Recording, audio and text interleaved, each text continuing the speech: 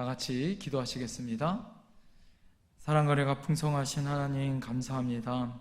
하나님의 은혜로 이렇게 3일 저녁 예배로 예배할 수 있는 은혜 주시니 감사합니다.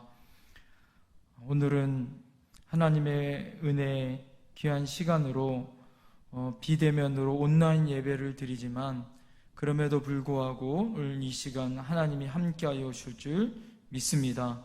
성령 하나님이 함께하는 귀한 예배가 될 줄 믿습니다. 태풍이 북상하는 가운데 있습니다.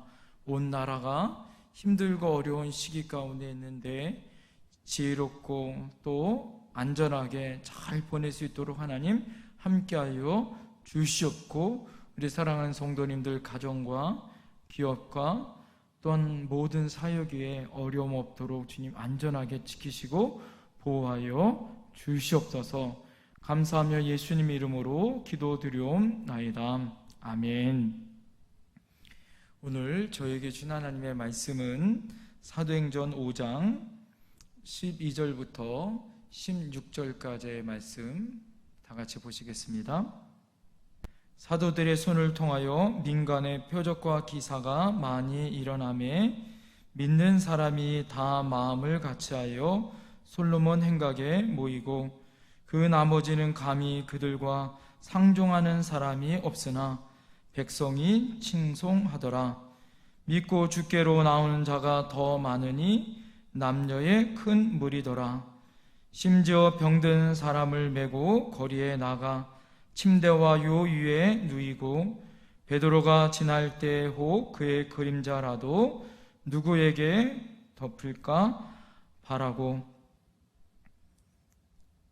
예루살렘 부근에 수많은 사람들도 모여 병든 사람과 더러운 귀신에게 괴로움을 받은 사람을 데리고 와서 다 나음을 얻으니라. 아멘.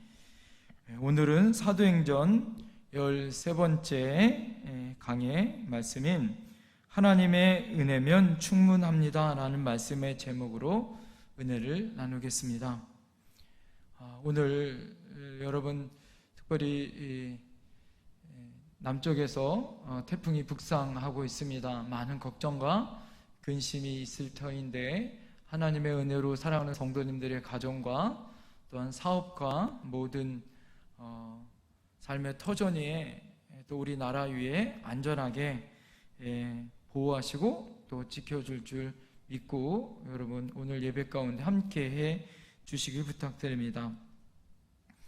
여러분, 우리의 얼굴은 자동차의 계기판과 비슷하다고 합니다. 자동차에 기름이 떨어지면 계기판에 나타나듯이 우리 몸 상태라는 것이 얼굴을 통하여 나타난다라는 것입니다. 은혜도 마찬가지입니다. 기름의 양이 게시판에 나타나듯이 은혜도 우리 삶 가운데 우리 얼굴을 통해서 나타난다라는 거예요. 그래서 우리의 얼굴이 은혜 받는 사람의 얼굴과 은혜 받지 못하고 은혜가 떨어진 사람의 얼굴이 잘 나타날 수 있다라는 겁니다. 우리 사랑하는 성도 여러분, 한번 우리 옆에 계신 우리 가족들이나 함께 예배 드리시는 분의 얼굴을 한번 보십시오. 그 얼굴이 은혜 받는 얼굴인지 아니면 은혜가 떨어진 얼굴인지요. 오늘 여러분, 은혜가 충만할 때, 은혜가 떨어졌을 때 우리의 모습을 통하여 나타난다라는 거예요. 어느 사이트에 은혜가 충만할 때 또 은혜가 떨어졌을 때 어떤 모습인가에 대해서 글을 쓴 것을 제가 보았습니다. 은혜가 충만하면 예수님이 크게 보이고 은혜가 떨어지면 내가 크게 보인다. 은혜가 충만하면 천국이 사모하여지고 은혜가 떨어지면 세상이 그리워진다. 은혜가 충만하면 말씀이 꿀맛 같고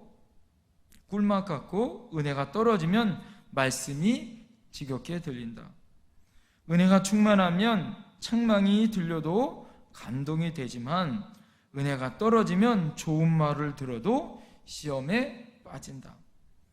은혜가 충만하면 내가 죽어지고 은혜가 떨어지면 내가 살아난다.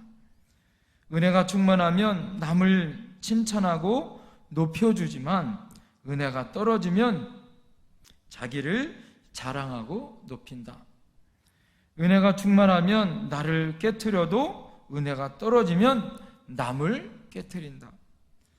은혜가 충만하면 자신의 죄가 크게 보이지만 은혜가 떨어지면 남의 허물이 더 크게 보인다. 은혜가 충만하면 사람을 사랑하나 은혜가 떨어지면 사람을 미워해진다.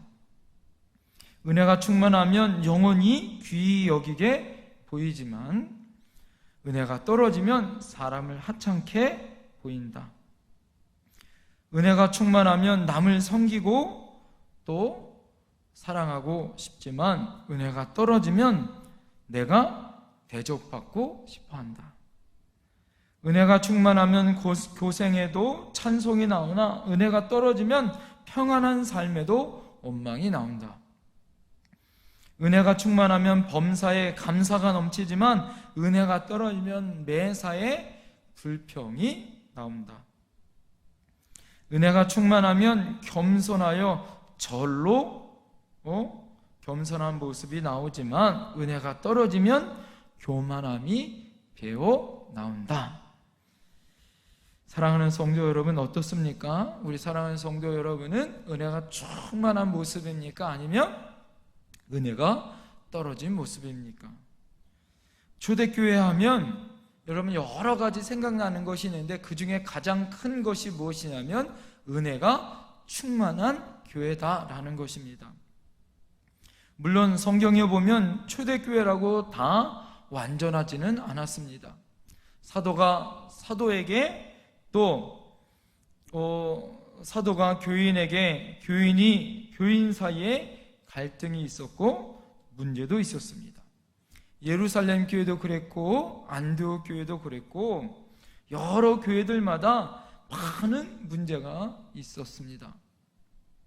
그럼에도 불구하고 초대교회에서 우리가 배울 수 있는 것은 초대교회의 많은 우리 성도님들과 또 많은 주의 종들과 사도들이 하나님의 은혜가 있었다라는 거예요. 초대교회뿐만 아니라 오늘날 교회들도 여러분 여러 가지 문제가 있습니다. 그럼에도 불구하고 초대교회는 은혜가 넘쳐 그 모든 것 안에 그 모든 문제가 하나님의 은혜로, 하나님의 성령으로 넘치는 교회가 되어졌고, 여러분 그 문제가 아니라 오히려 문제를 은혜로 덮고 넘치는 은혜 가운데 해결될 수 있었다라는 것입니다. 그렇다면 은혜로 충만한 교회는 어떤 모습일까요? 아니, 은혜로 충만할 수 있는 비결은 무엇일까요? 오늘 본문에서 은혜로 충만한 교회의 특징 4가지를 살펴보려고 합니다. 그 첫 번째는 무엇이냐? 은혜로 충만한 교회는 모이기를 힘쓰는 교회였다라는 것입니다. 여러분 12절 말씀을 보겠습니다. 사도들의 손을 통하여 민간의 표적과 기사가 많이 일어나매 믿는 사람이 다 마음을 같이하여 솔로몬 행각에 모이고 라고 말씀하고 있습니다. 은혜가 떨어지면 제일 먼저 나타나는 현상이 바로 모이기를 싫어한다라는 거 아니겠습니까? 여러 가지 핑계를 대고 모이기 힘쓰지 않습니다. 그러나 은혜로 충만하면 예배의 자리, 은혜의 자리, 봉사의 자리, 말씀의 자리를 사모하고 모이기를 힘쓰게 돼 있다라는 것이죠. 사도행전 2장 46절에 보면 날마다 마음을 같이하여 성전에 모이기를 힘쓰고 집에서 떡을 떼며 기쁨과 순전한 마음으로 음식을 나누어 먹고 라고 말씀하는 것처럼 마가다락방에서 성령의 역사를 체험한 성도들은 날마다 성전에 모이기를 힘썼다는 것을 알 수 있습니다. 그런데 우리가 오늘 놓쳐서는 안 될 것이 있습니다. 은혜 받으면 여러분 모기에 힘쓴다는 사실이지만 또 은혜로 충만하려면 모이기에 힘써야 한다는 사실입니다. 사도행전 1장 14절에서 여자들과 예수의 어머님 마리아와 예수의 아우들과 더불어 마음을 같이하여 오로지 기도에 힘쓰더라. 모인 무리의 수가 약 120명이 되더라 라고 말씀하고 있습니다. 이처럼 120명이 한 자리에 모여 마음을 같이하여 어떻게 했습니까? 기도하였을 때 성령의 역사가, 마가다락방의 성령의 세례의 역사가 나타난 줄 믿습니다. 또 로마서 10장 17절에 이렇게 말씀하고 있습니다. 믿음은 들음에서 나며 들음은 그리스도의 말씀으로 말미암았느니라 라고 말씀하고 있습니다. 이 말씀이 무엇을 가르쳐주고 있습니까? 여러분, 믿음은 들음에서, 들음은 그 하나님의 말씀에서 생긴다라는 거예요. 요즘 코로나19 때문에 여러분 모여서 예배하는 대면 예배를 드리지 못하는 가운데 있습니다.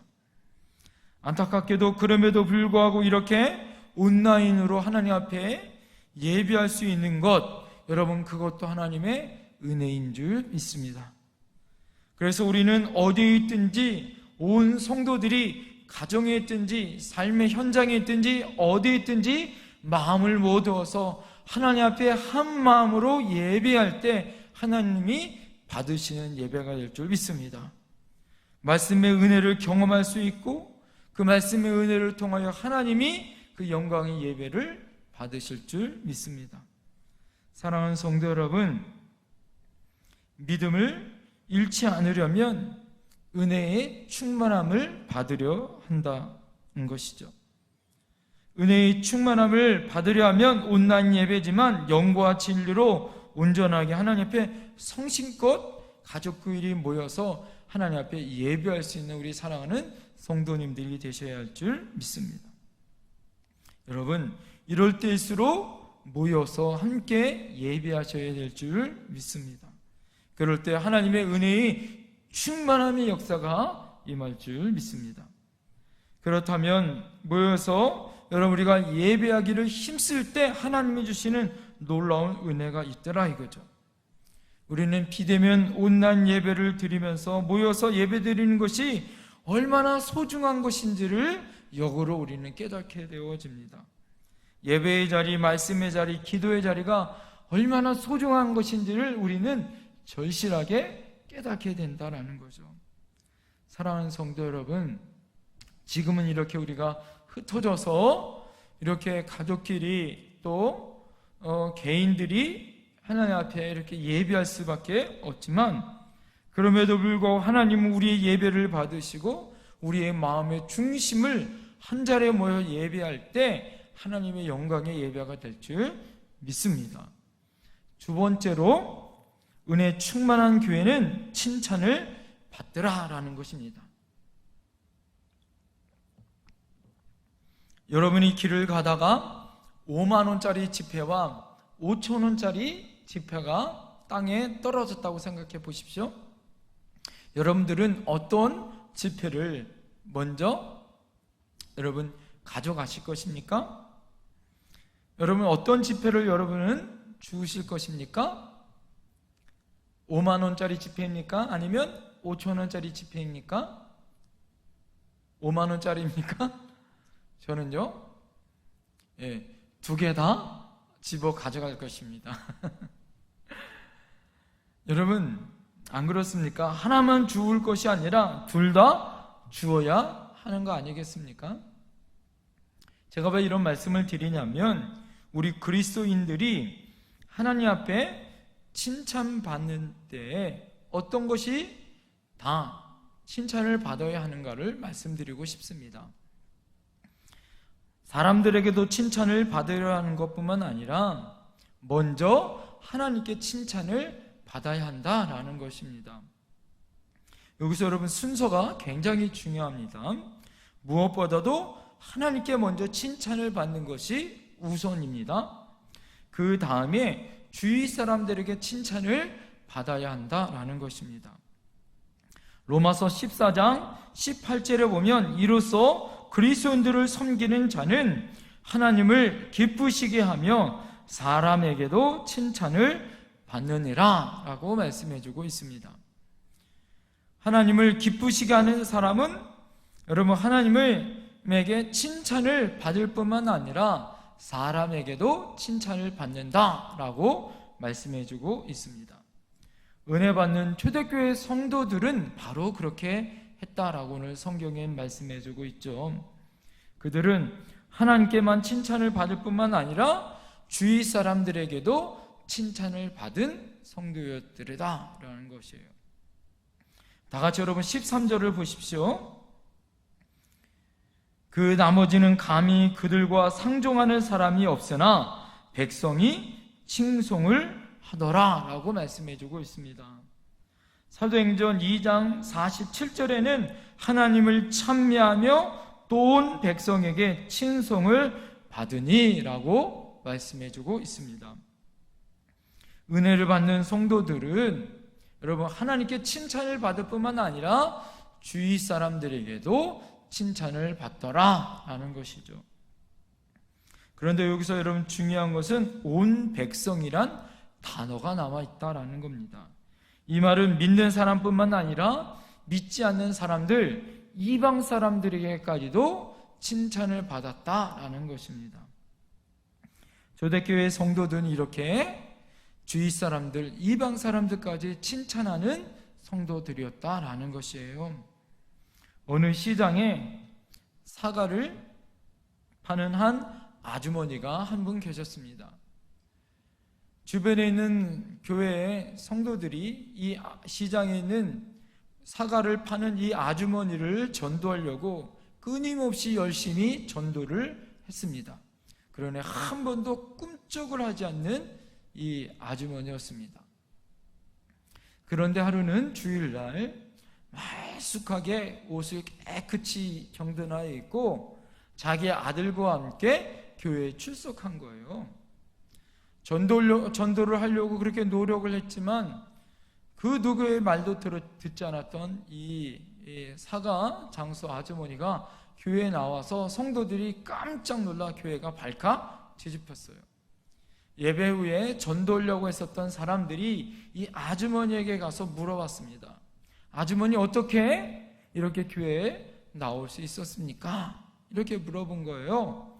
그랬더니 이 아주머니가 하는 말이 뭐라고 얘기하냐면, 제가 오늘 이렇게 교회에 나올 수 있었던 것은 일주일에 3번씩이나 저희 집을 둘러서 사과를 사는 아주 멋있고 또 아주 존경스러운 신사 한 분이 계십니다. 그분은 항상 저희 집에 올 때마다 못생기고 덜 익거나 좀 썩으려고 하는 사과를 골라서 사는 거예요. 너무 고마워서 덤이라도 더 이렇게 드리려고 하면 손사래를 치면서 저는 매일 바로 가서 사과를 먹어야 하니까 괜찮다라고 이야기하시면서 그 덤으로 주는 사과도 가져가지 않았습니다. 그 대신 남에게 더 싱싱한 것을 파세요라는 그의 말을 들으면서 저는 그 순간부터 그분을 존경하기 시작했습니다.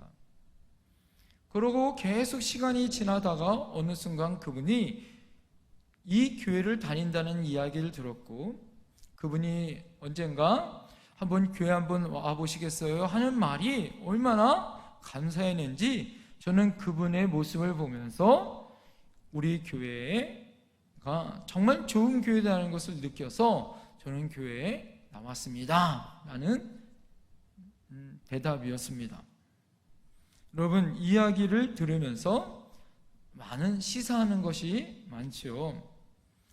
여러분, 우리가 예수 믿고 또 우리가 복음을 전할 때 우리가 어떤 모습으로 복음을 전해야 할까요?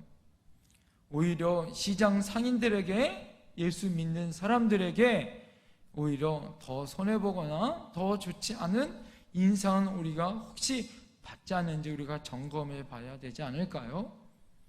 예수 믿지 않은 사람들이 우리를 어떻게 바라보고 있는지, 어떻게 말하고 있는지, 어떻게 칭찬하고 있는지 우리가 잘 살펴봐야 하지 않을까요? 요즘 코로나 시국으로 인하여 교회와 목회자와 성도들이 많은 세상 사람들의 문매를 맞고 있습니다. 참 마음이 아픕니다. 사랑하는 성도 여러분, 우리는 세상의 빛과 소금이 되어야 하지 않을까요? 시국이 힘들고 어려울 때 낮은 자리에서 예수님처럼 희생의 십자가를 지고 여러분 열심히 하나님 앞에 우리가 기도해야 되지 않을까요? 칭찬을 넘어서 여러분, 우리가 믿지 않은 사람들에게 오히려 어떻게 해요? 더 많이 희생하고 더 많이 헌신해야 하지 않을까요? 그리고 내가 먼저 칭찬을 나누고 먼저 봉사할 때 여러분, 많은 사람들 우리를 바라보면서 예수 믿는 사람들은 다르다, 그런 칭찬을 이야기하지 않을까요? 사랑하는 성도 여러분, 초대교회 성도들처럼 여러분, 우리 교회가 이 영태리 주민들 앞에, 이 파주 시민들 앞에, 믿지 않는 세상 모든 사람들 앞에 칭찬받는 여러분, 우리 교회와 저희들이 되길 간절히 축원드립니다. 세 번째입니다. 은혜 충만한 교회는 계속해서 성령의 역사가 나타납니다. 오늘 여러분 다 같이 15절과 16절 말씀을 보시겠습니다. 심지어 병든 사람을 메고 거리에 나가 침대와 요 위에 누이고 베드로가 지날 때에 혹 그의 그림자라도 누구에게 덮일까 하라고. 예루살렘 부근에 수많은 사람들도 모여 병든 사람과 더러운 귀신에게 괴로움 받는 사람을 데리고 와서 다 나음을 얻으니라. 할렐루야. 여러분, 놀라운 장면입니다. 사람들이 베드로가 지날 때에 길 위에 침대를 놓고 요를 깔아놓고 여러 종류의 사람들이 그 위에 눕습니다. 왜 그렇습니까? 베드로가 지날 때 그림자라도 스쳐 지나가면 그 병이 낫겠다라는 사모하는 마음이 있었어요. 그 사모하는 마음을 가졌을 때 병달이 나은 줄 믿습니다. 여러분, 베드로가 지나갈 때, 그 그림자가 지나갈 때 놀라운 병자가 낫는 놀라운 역사가 있었어요. 그 수건을 여러분, 사도 바울의 수건이라도, 그 먹는 물이라도 하나님의 은혜 안에 함께할 때 하나님은 놀라운 역사로 어떻게 했습니까? 초전적인 역사가 나타났던 그런 초대교회의 역사를 우리는 잘 알고 있습니다. 온 예루살렘 성 안에 여러분 퍼졌고, 이방 여러 나라에도 여러분 그리스도를 믿는 복음의 순간들마다 이 기적의 역사가 나타나기 시작했습니다. 수없이 많은 병자들과 귀신 들린 사람들이 모여들었고 그 병들이 모두 고침을 받았습니다. 오늘 여러분 16절 하반절 말씀에 와서 다 나음을 얻으리라. 다 나음을 얻으리라. 할렐루야. 여러분, 모든 질병과 모든 귀신 들린 자들이 와서 다 나음, 고침을 받았더라. 할렐루야. 이것이 바로 성령의 역사더라 이거예요. 여러분, 이렇게 성령의 역사는 표적과 기사를 통하여 나타납니다. 사도행전 2장 43절에 보면 사람마다 두려워하는데 사도들로 말미암아 기사와 표적이 많이 나타나더라 라고 말씀하고 있어요. 오늘 본문 12절 상반절에 보면 사도들의 손을 통하여 민간의 표적과 기사가 많이 일어나네 라고 말씀하고 있습니다. 사도들이 손을 얹어 여러분 어떻게 표적과 기사가 나타납니다. 병마와 귀신 들린 자가 떠나가는 역사가 나타납니다. 사복음서와 사도행전을 보면 표적과 기사가 나타나는 현장에 많은 사람들이 몰리기 시작합니다. 여러분, 오늘날에도 동일한 적용이 되어집니다. 현재 엄청나게 부흥하는 교회들마다 무슨 역사가 나타나요? 성령의 역사가 나타납니다. 여러분, 남미의 교회들에게는 지금 표적과 기사에 놀라운 역사가 나타납니다. 대부분 서양 교회에서 하나님의 역사가 점점 쇠퇴해가면서 그 가운데 부흥하는 교회들, 또 이 교회들이 다시 촛대들이 이 동아시아와 남미에게 흘러갑니다. 그 교회 대부분 그 교회를 잘 살펴보면 루라이프, 순복음, 엘림 등 오순절 계통의 교회들이 하나님의 성령 역사가 가장 크게 나타나게 되어지고 그 크게 나타나는 교회들마다 지금 엄청난 부흥의 역사가 나타나고 있습니다. 성령의 역사는 지금도 끊임없이 나타나고 있더라라는 것입니다. 수없이 많은 성도들이 모일지라도 성령의 역사는 지금도 끊임없이 하나님의 역사 가운데 나타나고 있습니다. 강단에서 선포되는 하나님의 말씀이 약해지고 아무리 많은 활동을 한다 할지라도 교회로서 능력을 상실하면 여러분 하나님의 역사가 나타나지 않으면 힘없는 교회가 되어지는 거예요. 그러나 표적과 기사가 나타나는 성령의 역사가 나타나는 교회는 여러분 그곳에 하나님의 역사가 강력하게 나타나고 하나님의 부흥이 강력하게 나타나더라 이거예요. 여의도 순복음교회가 세계 최대 교회로 성장할 수 있었던 것 또한 여러분 가장 큰 이유는 뭐예요? 표적과 기사였습니다. 1958년도에 서울에 있는 불광동의 작은 천막교회에서 시작하여 병든 자들이 고침받고 귀신 들린 자들이 하나님의 은혜로 고침을 받기 시작하였습니다. 모든 사람들이 자유하게 되어졌고 문제가 해결받았어요.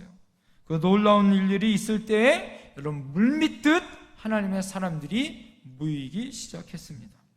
그래서 지금 현재 여의도 순복음교회가 만들어진 거예요. 이처럼 은혜가 충만한 교회에는 성령의 역사가 끊임없이 나타날 줄 믿습니다. 여러분, 은혜가 충만한 교회는 지금도 이런 치유의 역사, 회복의 역사, 성령의 역사가 끊임없이 나타날 줄 믿습니다.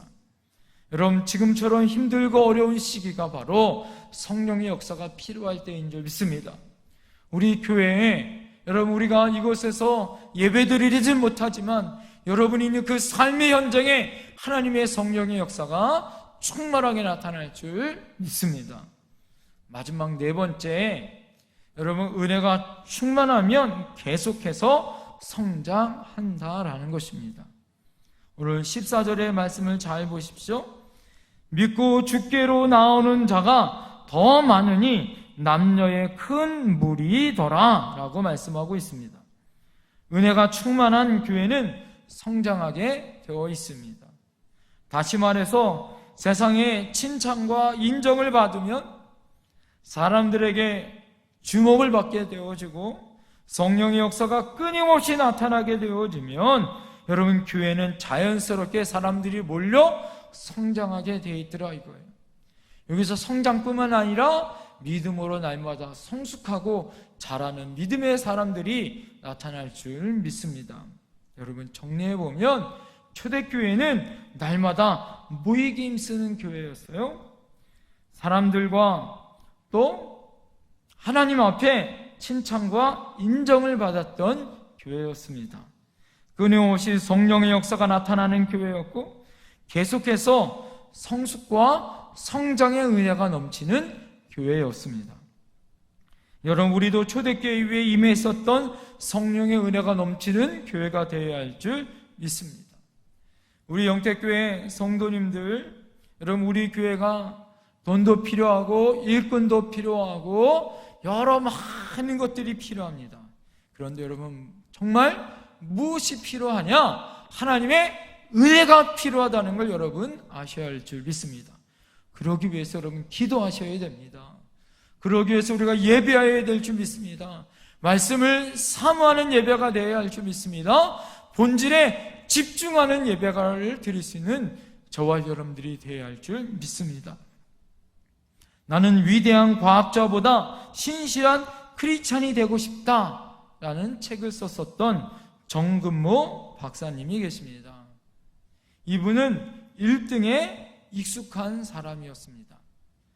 경기 중고등학교를 수석으로 입학했고 고등학교를 4개월 만에 월반에서 졸업했어요. 서울대학교를 어린 나이에 차석으로 여러분 입학하여 들어갔고요. 24살에 미국 플로리다 대학교에서 박사학위를 받고 교수가 되어졌습니다. 그래서 이분의 별명이 무엇이냐면 꼬마 교수였다라는 거예요. 우리나라 한국과학기술원을 설립할 때 지금의 말한 여러분 카이스트같이 아주 훌륭한 한국과학기술원을 설립할 때 세상의 주목을 받으며 승승장구했던 그에게 어느 날 넘을 수 없는 고난이 그에게 다가왔습니다. 그는 고통스러워하는 자식 앞에 어떻게 할 수 없는 그런 어려움에 빠지는 시기가 있었어요. 그렇게 잘 나가던 순간에 사랑하는 아들이 신부전증에 걸려 투병하게 된 것입니다. 고통받는 자식 앞에 자신이 아무리 탁월하고 과학자고 핵물리학자여도 여러분 그는 아무것도 할 수 없다라는 것을 알았다라는 거예요. 자신의 한계를 인정할 수밖에 없어서 또 고통하고 또 고통하여 졌다라는 거예요. 자신의 한계를 바라보면서 정근모 박사가 그때 하나님의 은혜를 알았고 하나님을 만났던 사건이 그에게 있었다라는 것입니다. 사랑하는 아들에게 신장을 떼어주는 과정을 통해서 은혜의 하나님을 만나게 되었습니다. 그가 이렇게 고백합니다. 아들의 질병이 아니었다면, 나에게 그런 애통이 없었다면 제가 하나님 앞에 나오는 은혜는 없었을 것입니다. 이런 고백을 합니다. 1등이라는 닉네임을 늘 가지고 살았었던 그에게도 그에게 한계가 있고 그가 넘을 수 없다라는 그 고통을 알았을 때 진정한 하나님의 은혜를 알았다라는 거예요. 그때 하나님을 만날 수 있는 계기가 되어졌다라는 것이죠. 많은 사람들이 훈련을 받으면 변화될 거다 이렇게 생각되어집니다. 어느 정도 그 말은 맞습니다. 그러나 100% 맞는 말은 아닌 것 같습니다. 훈련받아 변화될 수 있을 것 같으면 베드로같이 3년 반 동안 훈련받았던 예수님의 12제자들은 완전히 다 변화되어야 되는 거 아니겠습니까? 그런데 그렇게 되지 않았죠. 그들이 변화되지 않고 스승이신 예수님을 3번씩이나 부인하고 도망했어요, 이 말입니다. 사람들은 훈련을 통해서 변화되는 것이 아니에요. 그 방법을 깨닫고 아는 것은 중요하죠. 교육이나 체벌을 통해서 변화되는 것도 아닙니다. 어떻게 변화될까요? 은혜 받으면 변화된다라는 것입니다. 은혜가 넘치면 주 안에서 하나가 되어지고 섬김과 나눔으로 회복되어지고 구제와 선교를 해어지고, 여러분 은혜가 넘치면 예배가 예배되어지는 것이고 기도가 하나님을 움직이는 기도가 될 수 있는 것이에요. 성령의 역사를 경험하게 되어지고 세상 사람들부터 칭찬과 인정을 받게 되어집니다. 은혜가 넘치면 교회가 성장하게 되어 있더라 이거예요. 여러분 이것이 우리 교회의 꿈이요 비전입니다. 바라기는 우리 삶의 여러분의 가정 가운데 여러분 우리 교회가 하나님의 은혜가 충만하길 간절히 축원드립니다. 더 나아가 초대교회처럼 여러분 모이기를 힘쓰는 그런 뜨거운 열정과 마음을 가지고, 더 나아가 여러분 우리가 하나님과 사람 앞에 칭찬과 인정을 받으며 성령의 역사를 나타내고 날마다 성장하고 성숙하는, 그래서 하나님께 영광을 돌리는 우리 영택교회 성도들 되기를 간절히 축원드립니다. 기도하시겠습니다. 사랑하는 가 풍성하신 아버지 하나님 감사합니다. 우리가 지금 어떠한 예배를 드리고 있습니까? 하나님, 모이고 싶어도 모이지 못하는 안타까운 마음을 가지고 오늘 하나님 전에 나와 예배하며 기도할 수 있도록 은혜해 주시니 감사합니다. 하나님, 오늘 예배를 통하여 초대교회에 성도들이 모이기 힘썼습니다. 하나님, 그들이 하나님과 사람들에게 칭찬과 인정을 받았고 성령의 역사가 나타나고 날마다 성장하고 성숙하여 하나님께 영광을 돌리는 그런 온전한 성숙의 성도들이 되어졌습니다. 하나님, 우리 영택교회도 이런 교회가 되게 하여 주시옵소서. 하나님의 은혜 안에 하나님 모이기를 하나님 더 힘쓰고 사모하여 비대면 모이지만 그럼에도 불구하고 예배의 자리에 모이게 하여 주시옵시고 마음을 모두 예배할 수 있는 저희들 되게 하여 주시옵소서. 그리고 하나님 앞에 오늘 예배할 때 성령 하나님이 우리 마음과 심령과 우리의 기도 가운데 응답하여 주시옵시고, 우리가 삶의 현장에서 있든지 또 하나님 앞에 예배 자리에 있든지 기도의 자리에 있든지 어디에 있든지 하나님을 나의 아버지로 모시고 하나님의 주권을 인정하며 하나님 앞에 승리함의 모습으로 이 어려운 시기에 하나님 함께하여 주시옵소서. 태풍이 올라온다고 합니다. 하나님이 지키시고 보호하여 주시옵소서. 그 능력의 주님을 찬양하며 예수님 이름으로 간절히 기도드리옵나이다. 아멘. 주기도문으로 마치겠습니다. 하늘에 계신 우리 아버지 이름을 거룩하게 하시며 아버지의 나라가 오게 하시며 아버지의 뜻이 하늘에서와 같이 땅에서도 이루어지게 하소서. 오늘 우리에게 일용할 양식을 주시고 우리가 우리에게 잘못한 사람을 용서하여 준 것 같이 우리의 죄를 용서하여 주시고 우리를 시험에 빠지지 않게 하시고 악에서 구하소서. 나라와 권능과 영광이 영원히 아버지의 것입니다. 아멘. 감사합니다.